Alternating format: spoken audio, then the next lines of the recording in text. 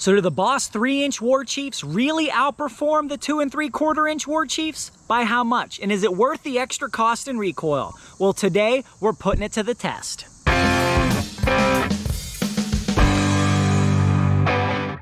Boss Shotshells gave me the ammunition used in this video, Muller gave me the choke tube, and Mossberg gave me the shotgun. George back here with the New Hunter's Guide YouTube channel and podcast.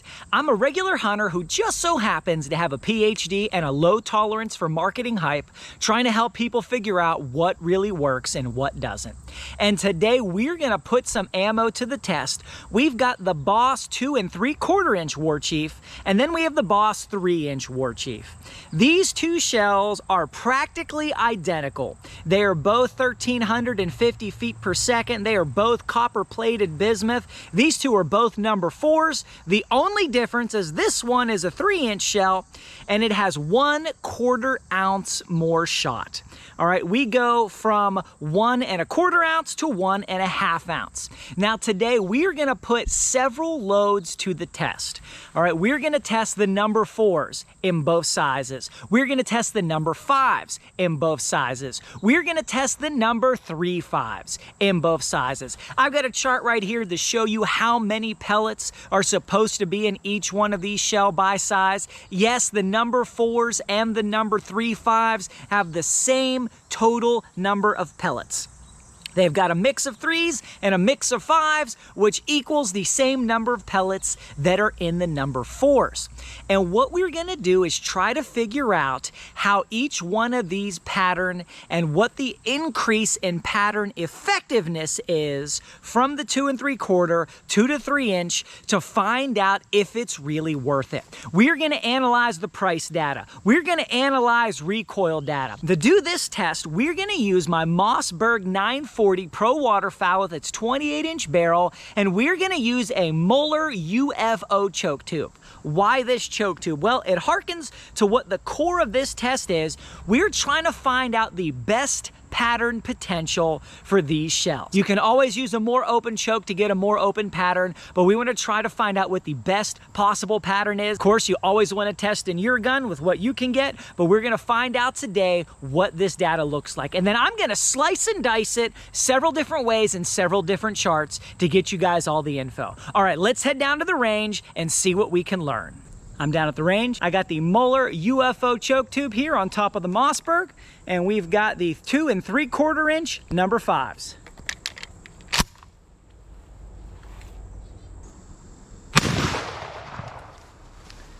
All right, now we've got the 3-inch number 5s.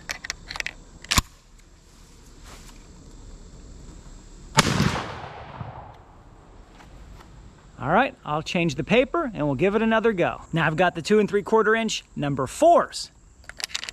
And if you're wondering, yes, I'm just shooting offhand. I found with the tripod, I really do know better. It messes up my shooting position, and yeah, we might be around the target a little bit here or there, but this paper is so huge, we always capture the entire pattern. All right, let's take another shot.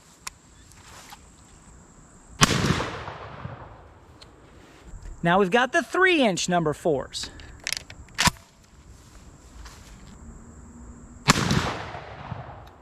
All right, looks like I got a failure to eject there. All right, we'll go change the paper and hit it with the 3/5s. And now I've got the 3/5 shorty.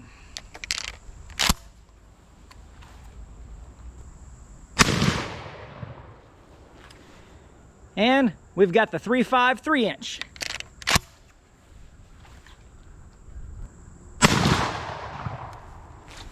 All right, we're gonna go take a look at this paper, but first, let me ask you guys, please support the channel by hitting that thumbs up button, help this video reach more people. And if you like reviews, field tests, kicking the tires on assumptions, why don't you go ahead and hit subscribe as well. All right, let's look at these patterns. All right, I got all this paper laid out here, but we've got some rain coming in, so let's take a quick look at it so I can count these pellets before this stuff disintegrates. Up first, number 5, 275. Good pattern. Number 3, maybe better. Number 4s, 275. Good. Number 4 3-inch. Very good. 275 3/5s. Very good. And 3-inch 3/5s.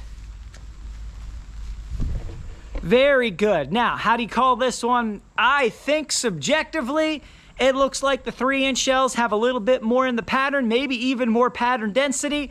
Am I right or not? Only math can tell us that. Now, that was a lot of pellets, about 1,100 pellets. And I just counted 1,100 pellets so you don't have to. Have you hit the thumbs up button yet? Did you subscribe? Go ahead, I'll wait.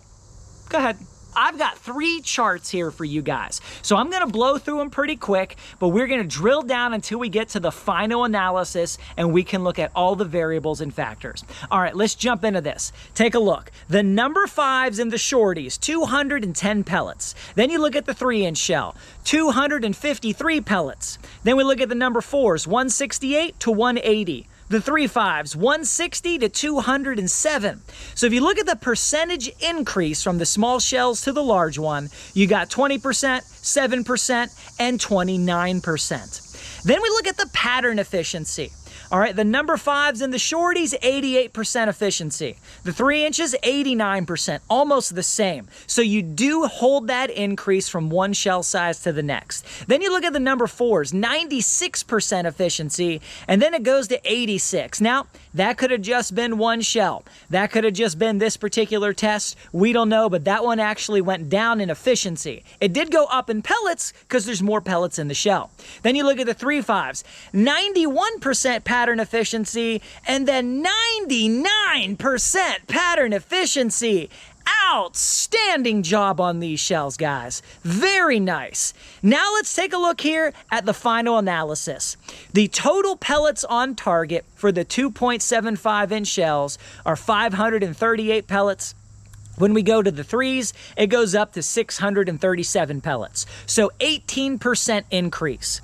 If you look at the cost of the shells, to go to the 3 inches, it's a 7% increase in cost. And then you look at the recoil.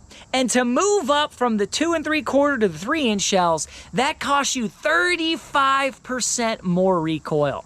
You might ask, George, is that recoil noticeable? Yes. Yes, it is noticeable. It is very noticeable recoil.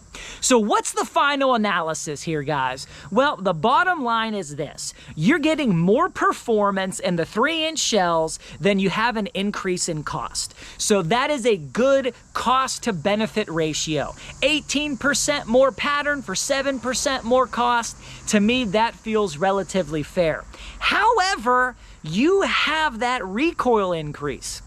And so I think, guys, for most hunting applications, for most people hunting, there is no reason to use the 3-inch shell. It has nothing to do with cost. It has everything to do with recoil. If you're taking a lot of shots and you're hunting at any regular range, you just don't need it. Guys, you only need 100 pellets in a 30-inch circle to be viable for duck hunting. And all of these shorty shells blow that out of the water. Yes, the 3-inch shells do more, but you just don't need those extra pellets and that extra recoil for most waterfowl hunting scenarios. Now, what am I going to use based on this data? Well, I don't hunt your traditional waterfowl scenario most of the time.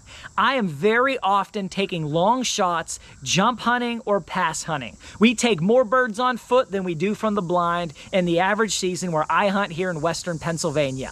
So for me, the 3.5 3-inch looks like the best shell on this map for what I hunt and the way that I hunt. For those long shots with this tight choke tube, that is perfect. Now, if you are interested in an overall comparison of the Boss Legacy shells versus these new Warchief shells, check out this video that I did right here. Guys, thank you so much for watching. I really appreciate it. Till next time, God bless you, and go get them in the woods.